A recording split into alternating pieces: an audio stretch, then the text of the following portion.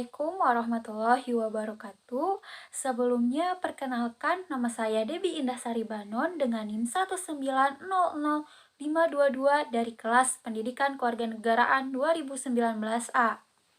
Baik teman-teman, di sini saya akan memaparkan mengenai sosial ekonomi sebagai faktor tingginya kriminalitas di saat pandemi COVID-19. Baik, langsung saja yuk teman-teman.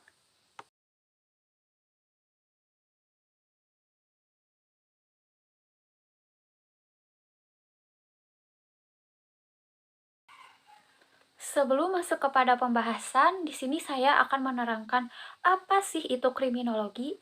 Nah, pengertian kriminologi menurut Wood yakni meliputi keseluruhan pengetahuan yang diperoleh berdasarkan teori atau pengalaman yang bertalian dengan perbuatan jahat dan penjahat, termasuk di dalamnya reaksi dari masyarakat terhadap perbuatan jahat dan para penjahat. Nah, dalam hal ini dapat kita simpulkan bahwa definisi dari kriminologi itu merupakan suatu ilmu pengetahuan mengenai teori atau pengalaman mengenai suatu kejahatan yang ditunjang oleh berbagai macam ilmu agar dapat menyelidiki gejalanya secara luas.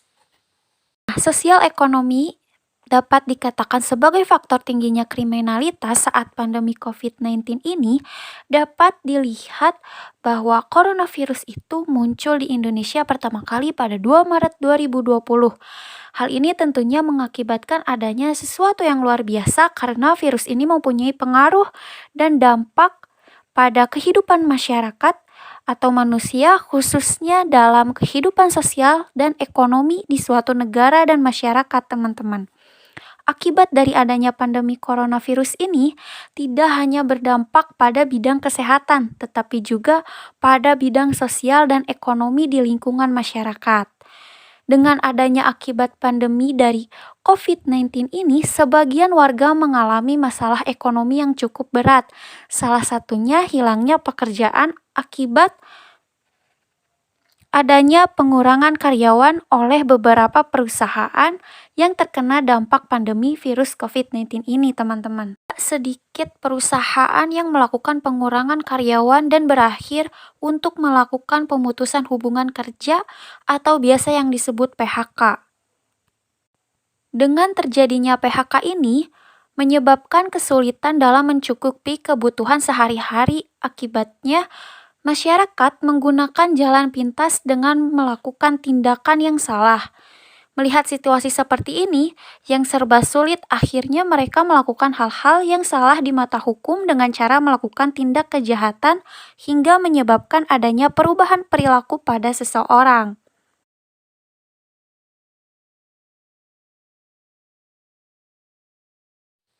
Nah, teman-teman, dengan adanya perubahan perilaku pada seseorang, tentunya dalam hal ini kita dapat dilihat dalam kriminologi terdapat suatu mazhab biososiologis, yang dimana mazhab ini tidak hanya membahas terkait perspektif biososiologis, namun juga sebaliknya, perspektif biososiologi dan interaksi antara biologi dengan lingkungan sosial, teman-teman.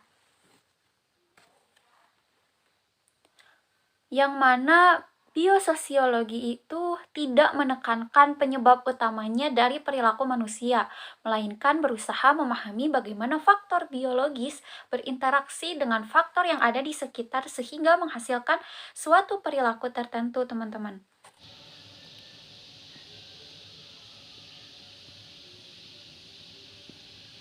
Tingginya kriminalitas saat pandemi COVID-19 ini terjadi karena adanya faktor ekonomi, yang dimana faktor ekonomi ini sebagai faktor pendorong terkuat bagi seseorang untuk melakukan tindak kejahatan.